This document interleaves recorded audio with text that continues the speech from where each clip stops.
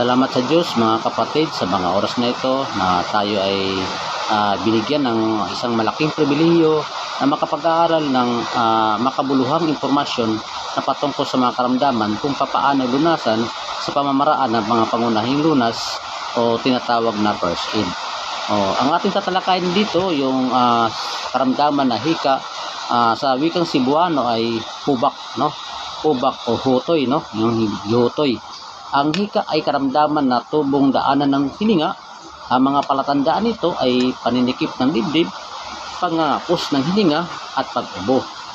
Mayroon ditong paggamot ng tubig mga kapatid. May dalawang tayong maibabahagi dito. Yung una-una, yung puminto sa dibdib, 2 ulit sa loob ng isang araw. At kung wala naman yun, yung pwede naman yung lumanghap ng singaw, no? Lumanghap ng singaw. Yung sinasabi nilang pausukan, no? Magpausok, no?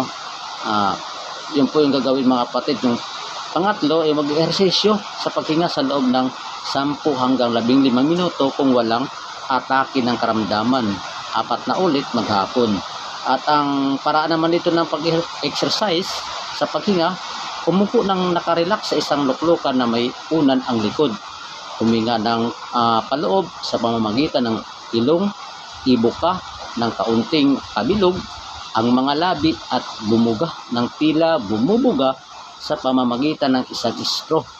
Bumuga ng 2 ulit pagkatapos na huminga ng paloob. Utay-utay na dagdagan ang pagbuga. Mag-relax ng pagkatapos bumuga at huminga ng karaniwan ng 3 hanggang 4 na ulit. Bago ulitin ang paraan sa itaas, maaari itong gawin upang sa pagkagising sa umaga, bago matulog, no? Maaari itong gawin kapag kinakapos ng hininga samantalang gumagawa ng ibang gawain. Ang paggamot ng halaman ay meron tayong 4 na mapagpilian dito mga kapatid.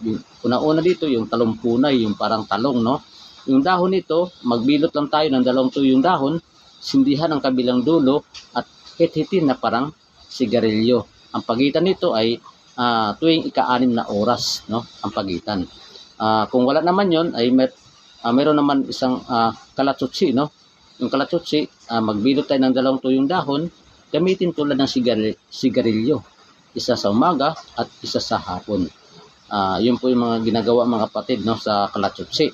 Kung wala naman yon ay kumuha lang po tayo ng sampalok, kumuha ng balat ng puno ng sampalok na isang talampakan ng haba, tadtarin at pakuluan ng 10 minuto sa 3 basong tubig. Sa matanda, 1 tasa pagkatapos kumain bago matulog. Kung sa bata naman, kalahati sa tasa, 4 na ulit maghapon pagkatapos kumain at bago matulog. Sa sanggol, 2 kutsarita, 4 na ulit maghapon pagkatapos kumain at bago matulog. Sa kulitis mga kapatid, o spinach ay kudyapa, pakuluan ng 10 minuto ang tinadtad na 4 o 5 mura na tangkay na may kasamang bulaklak at dahon sa 5 basong tubig, no? Sa matanda, 1 tasa, 4 na ulit isang araw. Sa bata naman, kalahati sa tasa, 4 na ulit maghapon. Sa sanggol, 2 kutsarita, 4 na ulit isang araw. Ang pahiwatig, ang paggamot na ito ay lalong mabuti sa labis na paglabas ng klima. Yun po mga kapatid ang mga pangunahing lunas o first aid, no?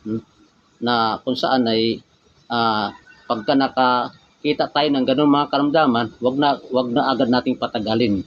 Kundi dapat bigyan na agad natin ng karampatang lunas upang maiwasan yung paglala ng ganung karamdaman mga kapatid. At salamat po sa Diyos sa inyong mga pahiram ng inyong pakikinig at naway meron po kayo natutunan. Pagpalain po kayo ng Panginoon. Ingatan nawa. God bless.